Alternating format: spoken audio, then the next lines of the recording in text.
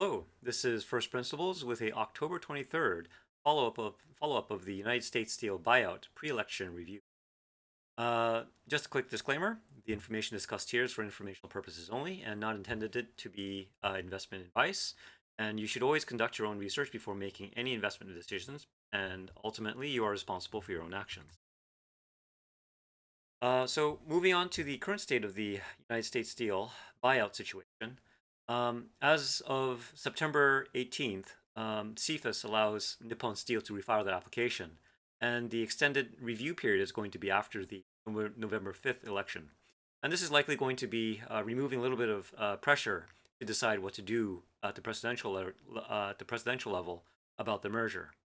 And on September 26th, the arbitration board rules against the United Steelworkers Union for their lobby to block the merger against the claim that they did not have the first right to make an offer to buy U.S. Steel.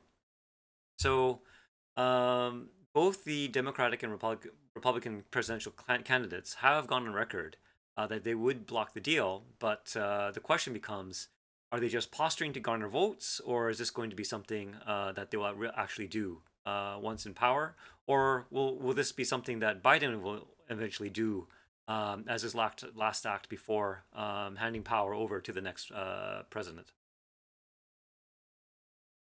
So take a look a little bit deeper about the pre-election motivation to block the United States Steel buyout. It primarily comes from the union president, David McCall, and he's been president since September 2023, after the previous president's passing. And he originally supported the buyout by Cleveland Cliffs, was another potential buyer of the States Steel Company. And the reason why he was probably interested in that is because this company is also a part of the workers are part of the United States Steelworkers Union. So this would also increase probably his influence in terms of bargaining power to have one large company with a one large union, which would probably be good for him to be able to manage a greater number of people under a single umbrella. And on top of that, since the presidential election is coming up, probably he's using this as an opportunity to get an upper hand by looking strong towards blue collar employees and union workers, saying using this as an opportunity that he's trying to fight for them and increase his bargaining strength. In addition to that, national security has also been touted as a reason to block the merger.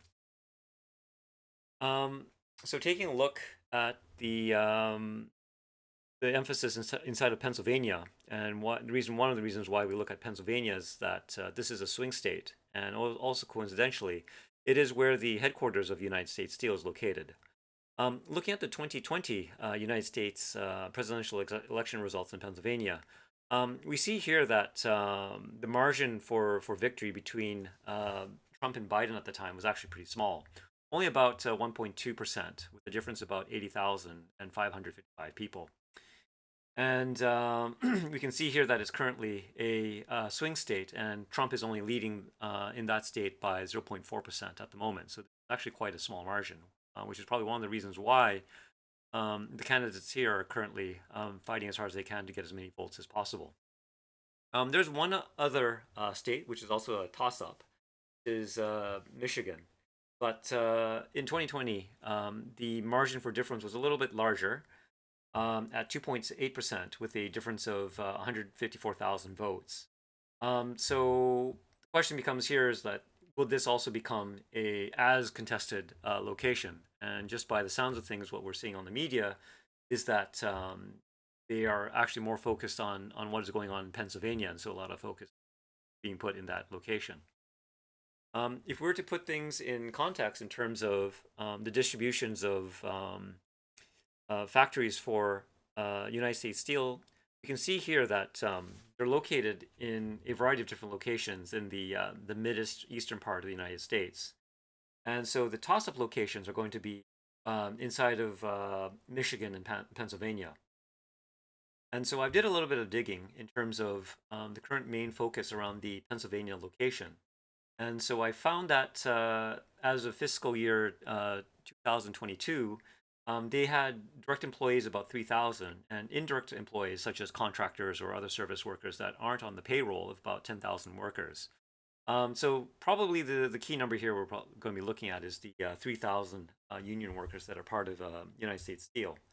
But comparing the 3,000 voters, well, the workers compared to the 80,000 K votes delta, that still looks considerably small to be able to move the needle.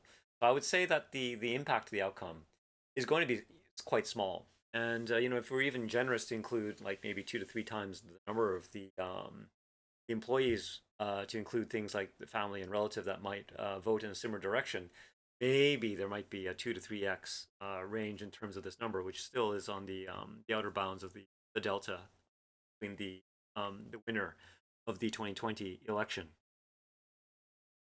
So moving on a little bit more to understand the CFIUS review process, which is the committee that the Committee of Foreign Investment in the United States. We see here that basically the review is going to be a risk-based assessment, which looks at national security factors, which include production, defense requirements, and control of certain industries, and the risk that pose by a foreign entity. So in the case, this is going to be Japan in this situation. Um, Historically, Japan after the World War II has been a close ally of the U.S., and so there is very strong collaboration and cooperation between the two countries. And the interesting thing about this paper, which also includes some information, is about previous blocks of the foreign transactions as a part of this review process. And we see here that since 1990, over the 40-year period that we see here, almost pretty much all of these transactions are related to China. With the even the Qualcomm to Broadcom one, which is also quite an interesting one, is because when Broadcom was attempting to buy Qualcomm, they were actually a Singaporean company, and what they wanted to do is do something like a private equity style buyout of the company. And what they were well known for at the time was to reduce spending, especially in things like research. And Qualcomm was doing a lot of development in the 5G networking space, which was a very hot topic at the time in the 2018s, when a lot of companies were trying to figure out the right way to get 5G out and be dominant in the market. This is a technology that China was quite interested in. And CFIUS actually took the opportunity to try to block this transaction just because Broadcom had their headquarters in Singapore at the time while they're trying to move it into the US. Pretty much all the other companies that were blocked over here were Chinese companies trying to buy semiconductor companies. Well, ByteDance is quite well known at the moment.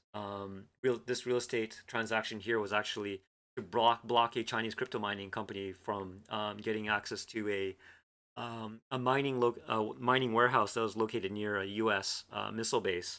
So you can see here that a lot of these transactions that were blocked were mainly blocked because of some kind of strategic national defense reason.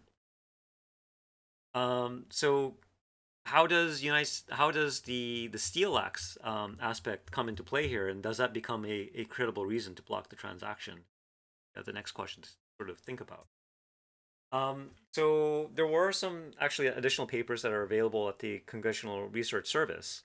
And the interesting thing here is that it provides some information that when they added tariffs in around between like 2018 and onwards, they noted that U.S. military applications that use steel only used about 3% of American steel at that time of the industry.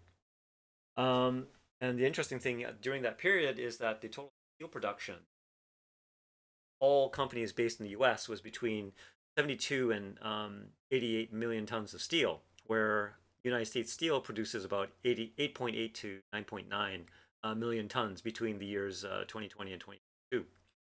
So this puts it about a nine, maybe about a ninth or a tenth of the production of steel within the U.S. that United States Steel produces. And as of this writing, United States Steel doesn't have any defense contracts, and they don't provide any kind of steel to the any of the military industry. And also, as of writing in 2024 in October, steel production is a bit on the low side due to lowering demand, and so there are blast furnaces within the U.S. that are not operating. So several steel companies are not running at full capacity at the moment. So even if the Japanese company Nippon Steel ends up buying United States Steel, the risk of loss production because of this buyout, I think, remains relatively low because factories are hard assets located in a single location that takes a considerable amount of time to relocate. And why would you want to buy an asset in one location just to relocate it? Doesn't make a whole lot of sense. So, in terms of losing capacity because of them being bought out, to me, in my own opinion, is quite low. And even at worst, if there is a real need uh, for the U.S. to government to have access to this production capability, there are probably powers within the presidential suite to execute executive orders to take over certain factories for steel production. So going a little bit deeper into the political landscape in Pennsylvania, um, probably a good idea to find what other people are talking about, not just outside of the presidency, in terms of their point of view. So I've taken a look at some of the other people based in Pennsylvania, and so there are two senators located in Pennsylvania. One of them is John Fetterman, and he used to be near the mayor near the Mon Valley factory, and he's quite a bit of an interesting character, a bit of a loose cannon, and I think he's more populist leaning, and so he's been quick to denounce the deal, and he's been flatly against it, but mainly just for sort of a nationalistic point of view. There's also going to be a election also held in the Senate as part of the election season that's coming up, and so the two candidates are going to be Bob Casey and David McCormick. Both of them have expressed objections to the deal as well. I think it's mainly because they're also in the elections as part of the election rotation at the moment, and so what they want to do is have a stance that where they're looking like they're supporting blue collar workers. The interesting thing here is that while they mentioned that they're outwardly against the deal, both of them have sort of mentioned sort of weasel wordy kind of phrases where Bob Casey in his case mentioned that his priority is protecting jobs in Pennsylvania, and there's the risk of United States Steel moving their production capabilities or headquarters outside of Pennsylvania if they don't close the deal because they just don't have the financing to upgrade the blast furnaces located there. And David McCormick also mentioned that his view towards the United States Steel deal is that it's it's best not to have government to get overly involved. So I think the both of them, while they're trying to say that they want to keep United States Steel American owned and protect the blue, show that they're supporting the blue collar workers by supporting the United States Steel president against the merger. I think they're hedging their bets slightly by their comments. Some other people that are in Pennsylvania, which are interesting to look at. One of them is Josh Shapiro, and he's the governor of the in Pennsylvania. And so while he was initially against the deal, it seems like that after some time has passed since the summer of this year, it seems like he is working behind the scenes to try and smooth things out and get the deal across. And as governor, I think what is enticing to him is that Nippon Steel is looking to invest $1.3 billion in terms of factory upgrades for the production of steel. And so this is a considerable sum of money, which probably would be beneficial to the state. And he's definitely probably incentivized or at least happy to try and get that deal put together.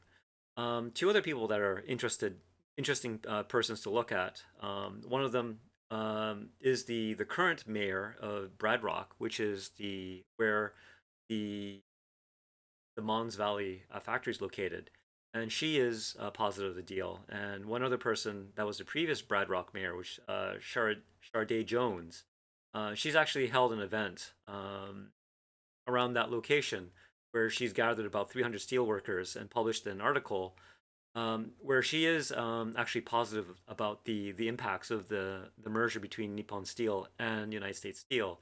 So at a local level, I do think that there are politicians and also members of the community that seem to be positive and recognize that there are benefits to having this merger happen, as opposed to political engines at the presidency and the higher levels, which are more concerned about gathering votes and winning the presidential election for this round by appeasing the union boss of United States Steel.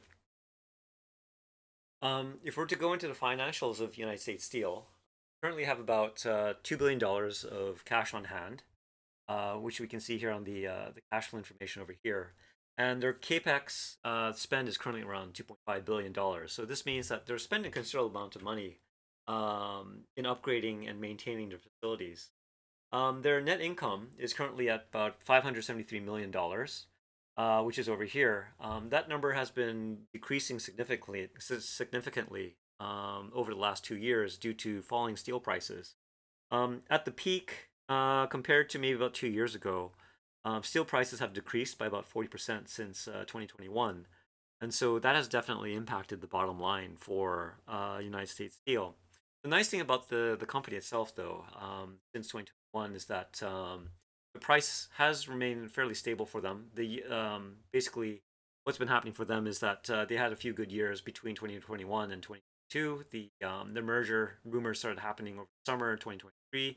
Then we had this peak over here when Nippon Steel came out as a buyer, and then after that we had the political intrigue, whether if the deal would be blocked or not, which continues currently until this day. Currently, the price sits around $28.92, and the big question would be, um, could the what would happen? Does the deal get closed, and will people be able to realize the $55 buyout per share, or would the deal fall through? So this is why it's quite interesting. Come to sort of an analysis, figure out what the motivations are and what the probability could be in terms of the deal. So in terms of commentary about the deal, since I think right now the focus is quite strong in terms of Pennsylvania, because I think this is one of the key states which will probably have a high probability of determining the direction of the election. So Michigan is also a swing state, but we haven't been following much about that as much compared to Pennsylvania, because I think in terms of swinginess, Pennsylvania seems to be the more important one, and also is more dramatic since United States Steel has their headquarters based in over. So I would say that in general the focus is mainly to show support to blue collar workers, but there are other topics, other votes that the candidates are focusing trying to garner, such as the black vote over there and other groups. And I don't think that the steelworkers just by themselves will be sufficient to really move the bill, but I think the politicians are doing everything that they can to get every vote that possible to try and to win the election. So I think it's going to be very, very strong rhetoric based until after the election happens. And I would say that because of the election, the United States Steel union boss is definitely playing as from a position of power. But I think that will diminish once November 5th rolls by, and then it'll be a question of where do we go from here? There's going to be no more politicians pandering, and then it'll be a question of what to do next and what is the best for the communities. And I do think the local players within Pennsylvania will probably have a stronger voice. And I do think that there's also um, people within Pennsylvania itself, the workers themselves, do see a benefit. So I think there'll be some push in that direction once the election is over. Actually, another interesting point to bring out is that Nippon Steel. I've done some research on their current last quarter trailing 12-month profit margins. They have about a 6.2 profit margin, even with a depressed price for steel, compared to United Steel with a 3.4 profit margin. So I think there's going to be a very interesting opportunity that Nippon Steel is looking at here, mainly by taking their processes and trying to improve United States Steel to bring them up to the 6.2% range. And on top of that, while steel prices are depressed, there could be also upside for Nippon Steel to partake in better profits going forward when the market recovers. It might not be within the next year or two, but I think this is a long-term play. So I think this is what is really going on behind the scenes that makes it interesting for Nippon Steel to come in and work their magic with United States Steel to improve their processes, increase their profit margin. So at a high level, these are probably my high level thoughts. I do think that there's a high like a more than 50% chance of the deal happening. So I'd probably, as a guess, maybe about 70%, at least from a non-political view of what's going on. But the really question is, I really don't know what the risks are in terms of the politics, how things could shift. So there could be other things at play, which the politicians could have in mind in terms of the political landscape. But just looking at things from the a fundamental view in terms of economy and what might happen, what would be the motivations to have a deal go through, I would lean towards deal happening. So if it was sitting around a 70% chance of it going through, then there's going to be about a $17 upside for the deal. And in terms of downside, I would say maybe the stock price could go down to maybe 25 in the most aggressive case, but probably less than that. There's also talk of a potential buyout from Cleveland Cliffs, but that will also have some challenges in itself because that will have more consolidation of the steel industry within the U.S. But another buyer could come out. So I do think there might be other factors that might put a floor in terms of the price for United Steel. So there's no guarantee that it will happen, but there's a lean towards it happening. So we'll see how things go in the coming weeks, and I think the CFIUS review is slated to end somewhere in mid late December. So we'll see how the bets sort of play out by around then. Thank you very much for joining me in this follow up, and we'll see how things go. Thank you very much.